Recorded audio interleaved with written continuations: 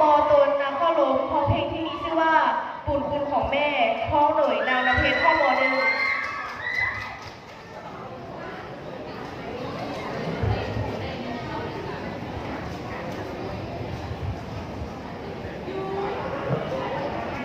สบายดีน้องมีชัวนางประพันธ์เป็นตัวแทนมาจากโรงเรียนมสหนองบัว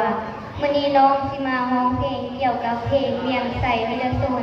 ถ้าผิดพลาดประการใดก็ขอโทษขออภัยต่อไปขอเชิญทุกท่าน